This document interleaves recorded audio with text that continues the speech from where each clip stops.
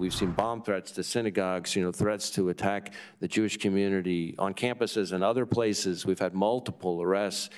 So it is a real problem. The Jewish community in this country is like 2.5% of the American public, and yet they represent something close to 60% of all religiously based hate crimes. We are acutely focused on the threats to the Jewish community, which very much needs our help. Campuses across America, many of them highly elite and now hotbeds for Jewish hate. Some of those leaders of those campuses had to answer for failing to fight the rise in anti-Semitism, which is dangerous to the students on campus. Lawmakers held their feet to the fire at a hearing. You saw part of it live here. It demands leaders of moral clarity. This intimidation, humiliation, and exclusion of Jewish students is simply unacceptable. It would not be tolerated against any other minority group. You're speaking out of both sides of your mouth. You're defending it. You allow these professors to teach at your college. You create a safe haven for this type of anti-Semitic behavior. A Harvard student calling for the mass murder of African Americans is not protected free speech at Harvard, correct? Our commitment to free speech... It's a yes or no question. Is that correct? The use of the term intifada in the context of the Israeli-Arab conflict is indeed a call for violent armed resistance against the state of Israel, including violence against civilians and the genocide of Jews. Are you aware of that? That type of hateful speech is personally abhorrent to me. You heard her there. House Republican Conference Chair Elise Stefanik is in focus right now. First of all, just take us into the moment when you started to ask the questions of these presidents and your first reaction hearing the answers that have gone viral.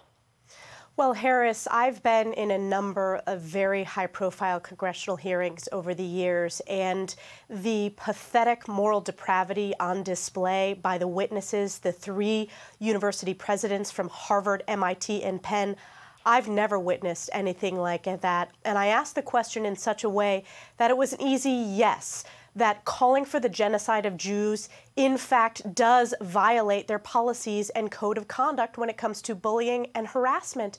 And their answers were pathetic.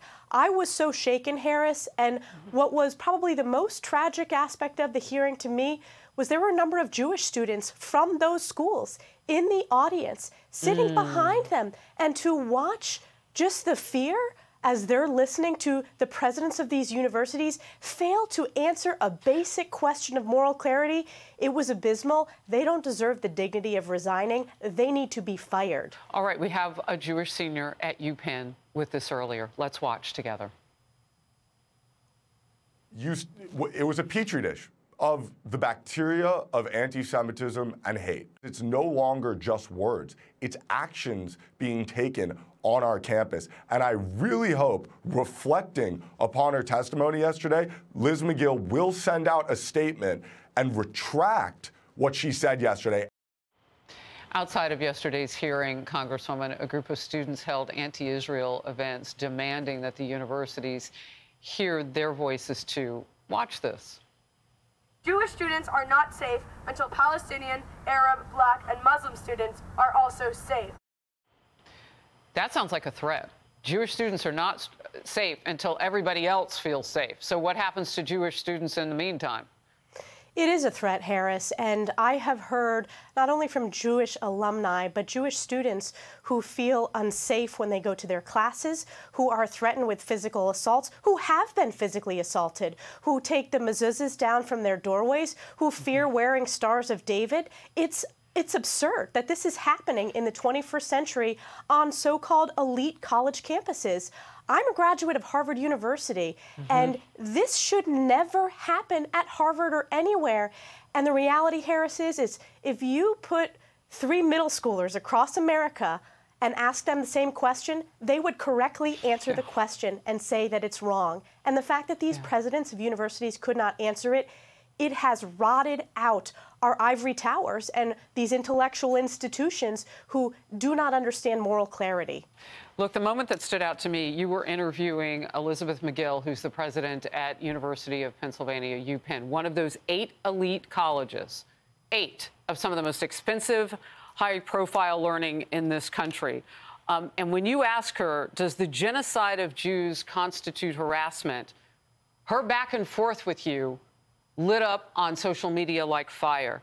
She could not answer that with a simple yes. And you seem to get emotional when you ask her whether or not it would take actual acting of genocide to get her to say, yes, those words are wrong. Well, in her testimony, Harris, she actually said it will take conduct or action. So, of course, I followed up and said, what do you mean it will take action? The act of committing genocide? And she couldn't even answer that yes. It was absurd to have that back and forth. That's why they're not fit to be in those positions. And this is not just an issue in the United States, Harris. This is a global scourge that we are seeing of the rise of anti-Semitism. We're supposed to be the best, though. We are supposed to be the best. This nation is the best. So we may not be able to fix the world, but we're supposed to fix what's inside our own borders. So my question to you is, are those universities getting money from the federal government? Are they getting our tax dollars?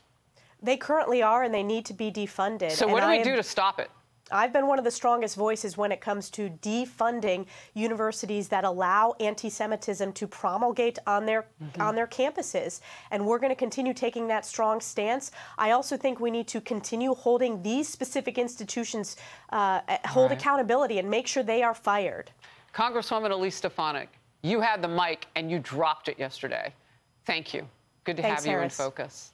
I'm Steve Doocy. I'm Brian Kilmeade. And I'm Ainsley Earhart. And click here to subscribe to the Fox News YouTube page to catch our hottest interviews and most compelling analysis.